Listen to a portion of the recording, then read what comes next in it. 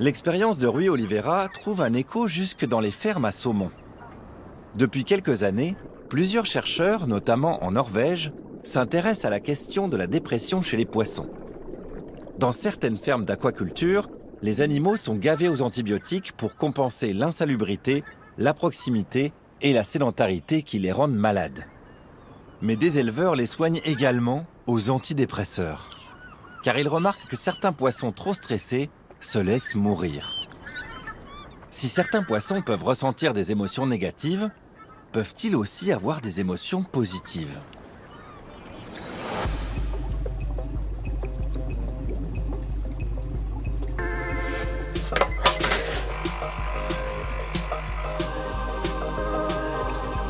Tiens, Maurice a bien changé. Oups. Voici donc Nemo et Maurice, 7e du nom, du coup appelé Maurice 7. Car malheureusement, comme dans bien des foyers, il y a eu quelques précédents Maurice, discrètement remplacés par les humains de la maison. Il faudra sûrement quelques jours à Morissette et à Nemo pour s'apprivoiser.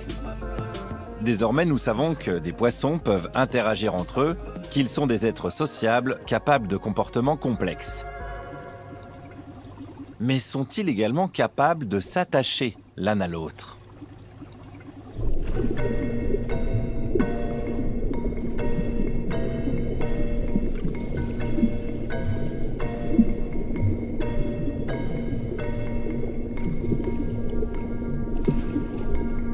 Pour répondre à cette question, Chloé Laubu et François-Xavier Dechaume ont participé à un programme de recherche sur l'attachement chez les poissons.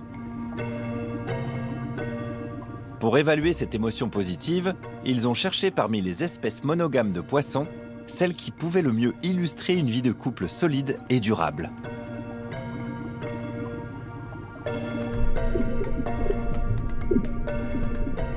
Et ils ont choisi les cyclidés.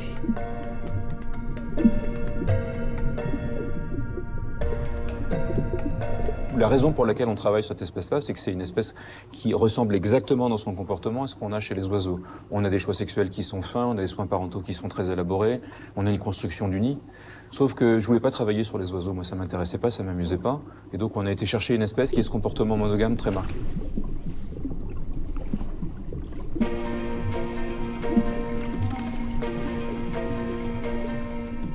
Une fois le couple formé, la plupart des cyclidés protègent ensemble le territoire et élèvent leurs petits.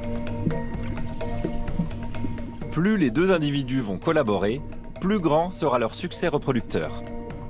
Toute séparation devrait donc les affecter. Mais comment mesurer l'impact de cette séparation sur un supposé état émotionnel des cyclidés ? Les deux chercheurs ont adapté une expérience bien connue en psychologie. Le test d'ambiguïté. Pendant plusieurs jours, ils ont appris à des femelles cyclidées en couple différentes situations. Cas numéro 1. La solution positive. On place dans leur aquarium une boîte au couvercle noir. Lorsque les poissons ouvrent le couvercle, ils trouvent systématiquement un petit ver à manger. La boîte noire est alors assimilée comme la boîte à récompense. Cas numéro 2. La solution négative. Cette fois, c'est une boîte à couvercle blanc qui est introduite. Dès qu'elles l'ouvrent, les femelles cyclidées n'y trouvent rien. Très rapidement, elles sont capables de distinguer la boîte au couvercle noir et celle au couvercle blanc. Et puis, il y a le cas numéro 3. La solution ambiguë. Là où du coup on va pouvoir tester l'état émotionnel dans lequel se trouve le poisson, c'est en le plaçant devant une situation qui est intermédiaire. C'est une boîte avec un couvercle gris.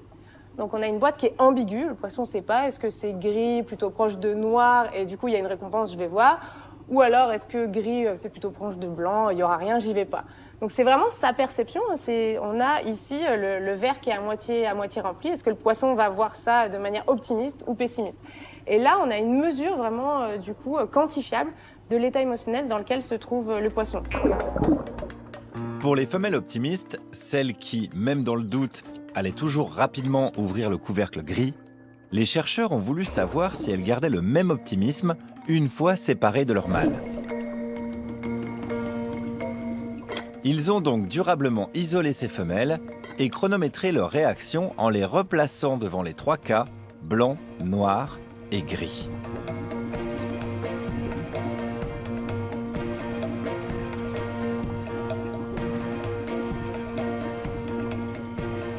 Et toutes ont mis beaucoup plus de temps à ouvrir la boîte ambiguë qu'elles ne l'avaient fait avant la séparation. Ces cyclidés paraissent donc changer de comportement et devenir plus pessimistes. L'absence de partenaire semble affecter la réaction des femelles aux tests de jugement. Peut-on en conclure qu'elles dépriment sans leur moitié? Et qu'à contrario, avec leur partenaire, elles se sentent mieux? Il y a une expression que j'aime bien, c'est l'effet lunette rose. De se dire, qu'est-ce que c'est qu'être dans un état émotionnel positif? C'est voir la vie en rose. Et puis le symétrique de ça, c'est quand votre partenaire est parti, on est un petit peu déprimé, et puis on voit la vie de manière plus pessimiste. Oui, parce que ça laisse penser, c'est que s'il y a un attachement émotionnel entre les partenaires, peut-être que ça a évolué parce que les soins biparentaux, les soins des 2 parents à leurs jeunes sont indispensables chez cette espèce.